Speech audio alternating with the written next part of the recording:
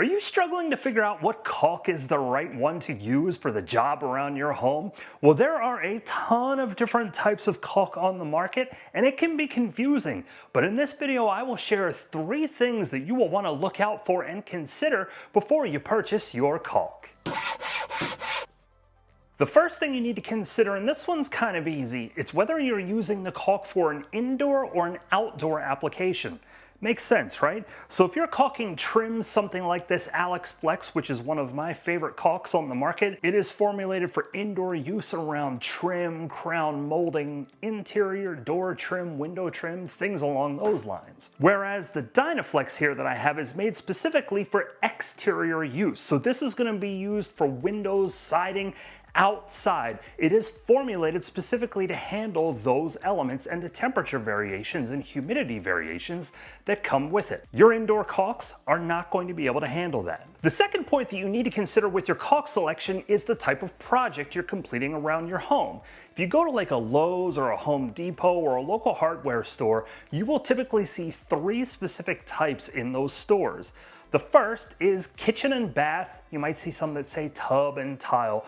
Basically, these are formulated to be used indoors around areas where you have a lot of water. Bathtub, kitchen sink, take your pick. These caulks are formulated specifically to handle mold and mildew. They are resistant to that, which you desperately want in those sections of your home. The second type is a trim caulk. So something that's gonna go around the baseboards in your room, the crown molding you have on your ceiling, or maybe the indoor trim around your windows or your doors. They can handle the different expansion and contraction that happens with your wood trim as it gets hotter, colder, and more humid throughout the course of the year. You may also see some along those lines that say that they're for painting or acrylic projects.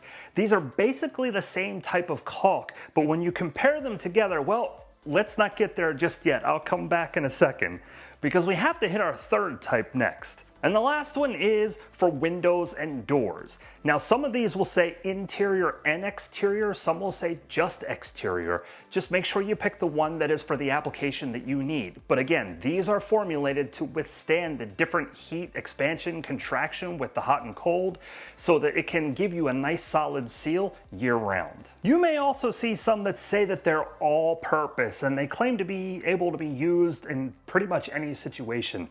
I generally try to steer clear of these and go for the caulks that are purpose built for the project that I have. And the last thing you want to watch out for are variations on the labels. Here is a great example. These 2 caulks are both made for paint projects, but if you look at a couple of the details here, you're going to notice that this one is specially formulated to dry in 20 minutes, whereas this guy, not so much.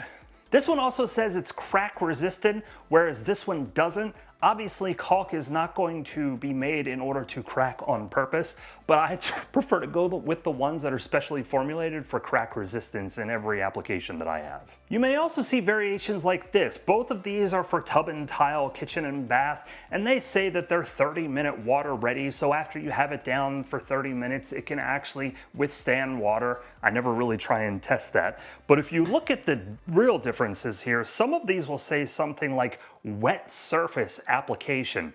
Even though a caulk says that, I never ever recommend a wet surface application. When you put your caulk down, make sure it is a clean, dry surface to ensure that it will adhere the way that it needs to and give you the sealant that you actually need. But no matter which caulk you pick, make sure that you store it in a vertical position like this. This will guarantee that you don't have air bubbles getting stuck down inside the caulk, and it gives it the chance to rise.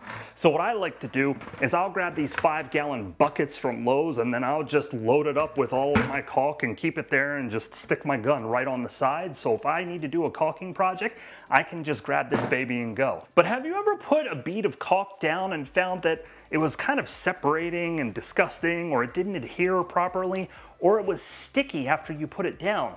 Well, there's a reason why that happens, and to find out what that is, click or tap on this video. And until the next time, keep doing it yourself.